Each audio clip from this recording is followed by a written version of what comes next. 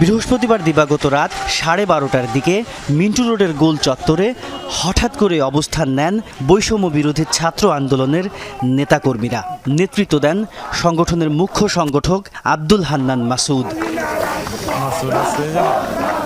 Bangla motor থেকে রওনা দেন শিক্ষার্থীরা। প্রধান উপদেষ্টার বাসভবন যমুনার সামনে যেতে চাইলেও পুলিশের বাধায় মিন্টু রোডেই বসে পড়েন তারা।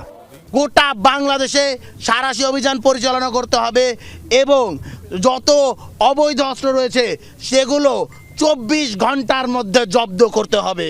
সারা দেশ থেকে অবৈধ অস্ত্র উদ্ধারে অভিযান পরিচালনার দাবি তোলেন বৈষম্য বিরোধী ছাত্র আন্দোলনের নেতাকর্মীরা। যারা এজাহারভুক্ত আসামি তাদের পর্যন্ত অ্যারেস্ট করা হয় নাই, যারা হত্যা মামলার আসামি বিভিন্ন কারণে তাদের অ্যারেস্ট করা হয় নাই। তাহলে স্বরাষ্ট্র উপদেষ্টা করছেটা কি বাংলাদেশে? তার কাজটা কি?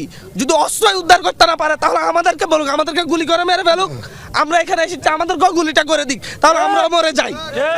যদি আওয়ামী লীগের হাতে অস্ত্র থাকে তাহলে আমরা জীবিত থেকে লাভ কি? রাত 2টার পর ঘটনাস্থলে আসেন উপদেষ্টা আসিফ মাহমুদ সজীব ভুঁইয়া। সরকারের উচ্চ পর্যায়ের নির্দেশনার কথা উল্লেখ করে তিনি বলেন, অবৈধ অস্ত্র উদ্ধারে কঠোর অ্যাকশনে যাবে যৌথ বাহিনী। পরাজিত ফ্যাসিবাদী শক্তি নানাভাবেই আরও বিভিন্ন জায়গা থেকে অস্ত্র বাংলাদেশে ঢোকানোর এবং দেশের পরিস্থিতি অস্থিতিশীল করার চেষ্টা করছে।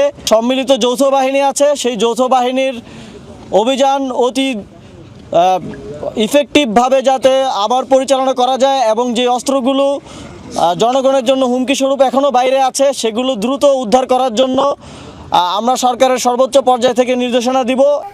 উপদেষ্টার এমন আশ্বাস পেয়ে অবস্থান কর্মসূচি থেকে সরে আসে বৈষম্য বিরোধী ছাত্র আন্দোলন। রাজনুর ইসলাম,